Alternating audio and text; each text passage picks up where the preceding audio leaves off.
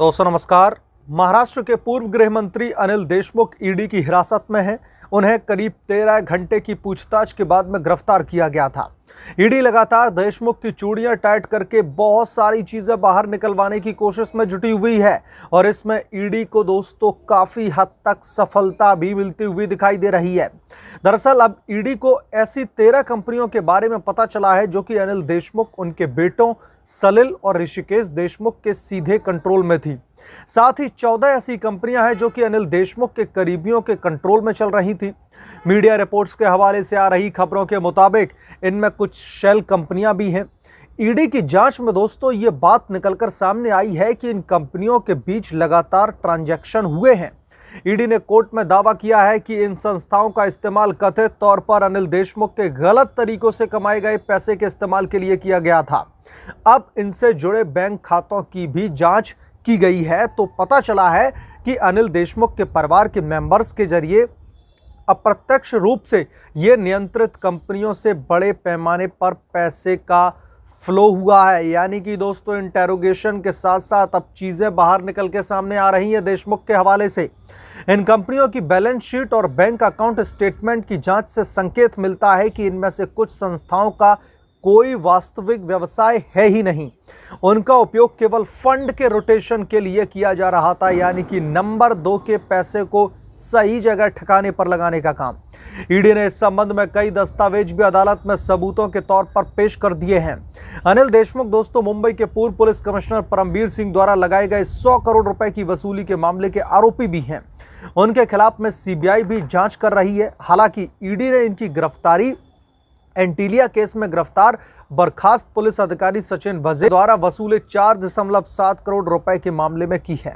ये पैसे सचिन वजे ने मुंबई के कई रेस्टोरेंट और बार ऑनर से लिए गए और अनिल देशमुख के निजी सचिव पीएस संजीव पलांडे और निजी सहायक यानी कि पीए कुंदन शिंदे को दिए थे।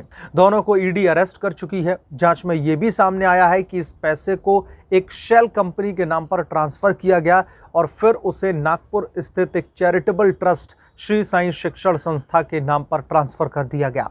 इस ट्रस्ट को अनिल देशमुख का परिवार चला रहा है। इसे मनी लॉन्ड्रिंग मानते हुए ईडी ने देशमुख को गिरफ्तार कर लिया है। इसी मामले में दोस्तों उनकी पत्नी और बेटे को भी ईडी ने समन किया है, लेकिन वे अभी तक पेश नहीं हुए। यानी कि दोस्तों देशमुख की अब पत्नी को भी ईडी जो है इंटेरोगेट करेगी।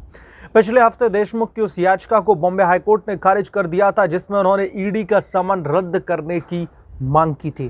तो दोस्तों जैसे ही अनिल देशमुख गिरफ्तार हुए उनसे इंटेरोगेशन का सिलसिला चला। उनको 6 नवंबर तक के लिए इनकी कस्टडी में दिया गया है और अभी तो शुरुआत ही हुई है। इतने बड़े बड़े खुलासे हो रहे हैं।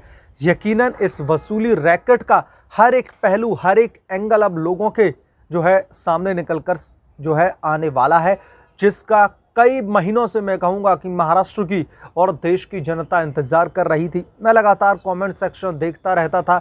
जब किसी दूसरे टॉपिक को कवर करता था तो कमेंट आते थे कि अनिल देशमुख के केस का क्या हुआ, वो तो रफू चक्कर हो चुके हैं। लेकिन अनिल देशमुख का हिसाब किताब लगातार पूरा का पूरा ब्यौरा ईडी के पास में था और मैं लगातार आप लोगों से यही गुजारिश कर रहा था, we have to trust on our constitutional institutions, और वही अब होता हुआ दिखाई दे रहा है।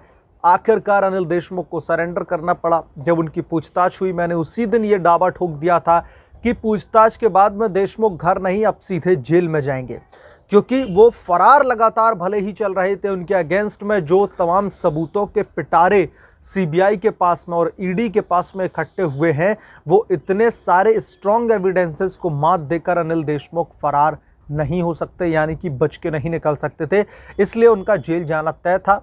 अब उन्हें 6 नवंबर तक के लिए कस्टडी में भेजा गया है और पूछताछ का सिलसिला जारी है। बड़े बड़े खुलासे हो रहे हैं। जो ये 13 कंपनियों का जिक्र किया गया है ईडी की तरफ से, इस पर आपकी जो भी राय है मुझे कमेंट सेक्शन में जरूर बताएं। इस वीडियो में इतना ही। जल्द मिलूंगा किसी दूसरे वीडियो के साथ में, दूसरे अपडेट के साथ में। तब तक के लिए धन्यवाद। अगर आप लोग चैनल पर नए हैं तो प्लीज चैनल को सब्सक्राइब करें और साइड में बने बेल आइकन को भी प्रेस करें ताकि जब भी मैं कोई नई वीडियो लेकर आऊं तो सबसे पहले नोटिफिकेशन आपको मिलेगी।